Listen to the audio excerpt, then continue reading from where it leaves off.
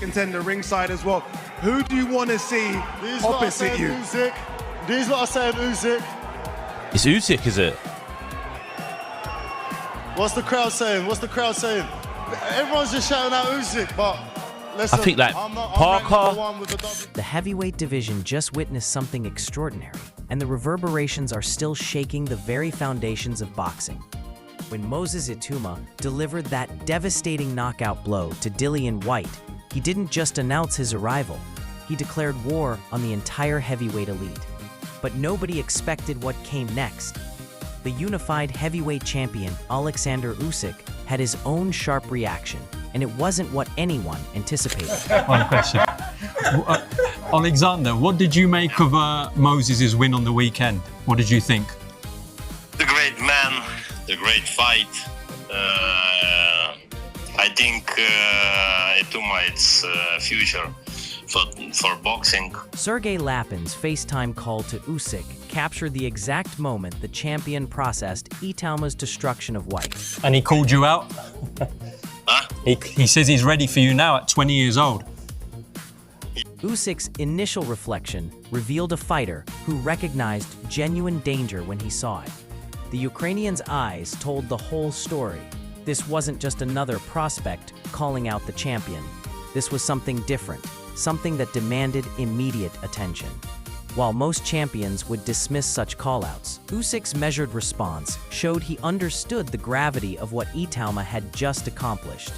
The way he studied the footage, analyzing every angle of that brutal knockout, proved that Moses had already earned something most contenders never receive: genuine respect from the man at the top. Moses Itauma will wreck all them old men out of the division. Usyk, AJ, Miller, whoever there is who's old, Zhang, whoever else there is, Luis Ortiz, all these big names of the past are all a spent force. And even the world champion now, if they took my belts and give them to Usyk, Moses will wreck it. But respect quickly transformed into something far more intense. When Itauma's call-out reached Usyk's ears, the champion's demeanor shifted dramatically. This wasn't the calm, calculated Usyk the world had grown accustomed to seeing. This was a warrior whose territory had been challenged, and his explosive reaction sent shockwaves through the boxing community. The Ukrainian's response was visceral, immediate, and completely uncharacteristic of his usually composed public persona. Every word dripped with the kind of intensity reserved for fights that transcend sport and become personal vendettas. Need to happen. So, like when you got other sports, yeah, like football, basketball, two teams have to play in order for a game to go on. And that's the same in boxing. Like you can't fight yourself. Like you need to have an opposition. And like when I'm calling these guys out that I want to fight them, it's not because I hate them. It's not because I want to, I don't know, do damage to them, whatever. It's just the fact that this is the nature of the game. This is the sport that we're in. That fight. Then came the moment that changed everything. Usyk's direct address to Moses Itauma wasn't just a response. It was a declaration. The champion made it crystal clear that he wasn't running from this fight, wasn't looking for easier options, and wasn't intimidated by the young lion's roar. His message was simple, but devastating in its implications. If Moses wanted the smoke, Usyk was ready to provide the fire. The way he delivered this message showed a fighter who had studied his potential opponent extensively and concluded that this was a fight worth having, regardless of the risks involved. When I hear all these praises and when I hear all these good things said about me, I know that if I was to suffer a defeat, they usually are going to talk negatively. So that's just the nature of the game. I'm doing well, so I get talked positively about. If I happen to lose, I get talked negatively about. So it doesn't matter what you say because I know it's going to change. But nothing could have prepared the boxing world for what came next. Usyk's chilling warning to Itauma transcended typical pre-fight trash talk and entered the realm of genuine psychological warfare. The champion's promise to bury Moses in the ring carried weight that only a fighter of Usyk's accomplishments could deliver. This wasn't empty bravado. This was a master craftsman explaining exactly how he planned to dismantle his opponent. The coldness in Usyk's delivery suggested that Itauma's call-out had awakened something primal in the champion, something that would make their eventual meeting far more dangerous than anyone anticipated. The later rounds, that's all what I kind of want to get ticked off. So my next opponent or opponents this year, we're just looking at fights to kind of get me into that later round, because I feel like with Usyk, I feel like I've got a better skill set than him, but I feel like towards the later rounds, he'll just outdo me, because I've never been in that sort of fight. Meanwhile, Itauma's confidence remained unshaken. In the immediate aftermath of his devastating knockout victory, Moses made it clear that Usyk was his next target. His declaration that he would fight the unified champion next wasn't the typical post-fight adrenaline talking. It was a calculated statement from a fighter who believed he had already proven his readiness for the ultimate test. The way Itauma delivered this message, with the unconscious White still being attended to behind him, showed a killer instinct that reminded observers of the great heavyweight champions of the past. Even when questioned about whether he truly deserved such a massive opportunity, Itauma's desire to face Usyk never wavered. His post-fight interview revealed a fighter who understood the magnitude of what he was asking for, but remained completely undaunted by the challenge. Moses addressed the criticism head-on, acknowledging that his resume might not traditionally justify a title shot, while simultaneously arguing that his performance against White had changed all conventional rules. This wasn't arrogance. It was the quiet confidence of a fighter who had just announced himself to the world in the most emphatic way possible. On how he should be handled and how he should be nurtured. He's like an A-list celebrity. Like, you can't put him in a bad movie because that might crater his career, but you know that he could potentially be a star. So we can't put him in we can't rush him into a big fight because he might lose, and then we've lost our big ticket, and then maybe he really isn't that good. Or maybe we should rush him. Maybe we should put him in there with an Usyk, and so we can have a huge star. But it's really interesting to watch the entire boxing community come together and give their thoughts on how we handle this commodity, because this is a hot commodity. Frank Warren has what you look for, like the next heavyweight, can't miss.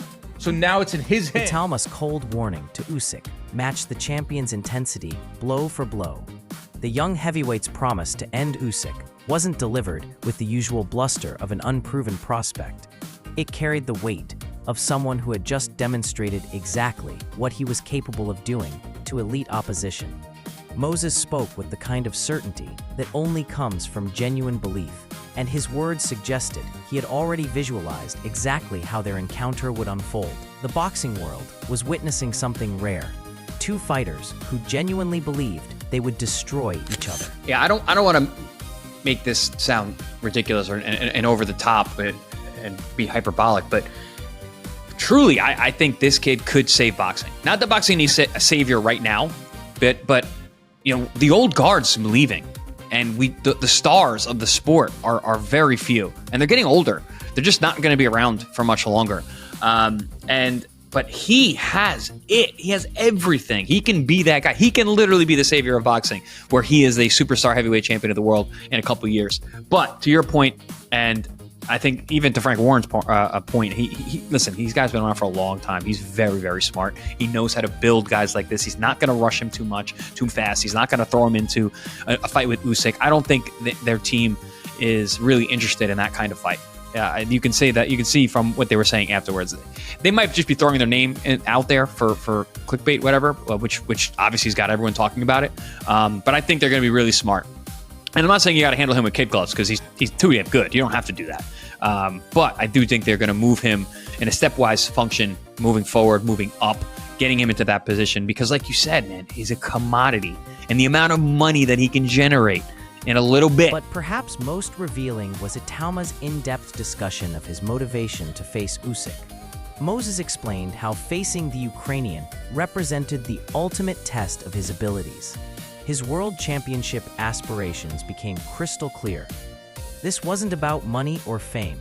This was about a young fighter who genuinely believed he was destined to become champion and saw Usyk as the only obstacle worth measuring himself against. His detailed analysis of what victory over Usyk would mean revealed a fighter who who had thought deeply about his legacy and concluded that shortcuts weren't an option. You can see that Moses Itauma is he's going to be something special because he punches really hard, he steps back and counters, he doesn't smother himself, he goes to the body, and that mean right hook, man, from that left-handed stance, this guy's going to be a problem.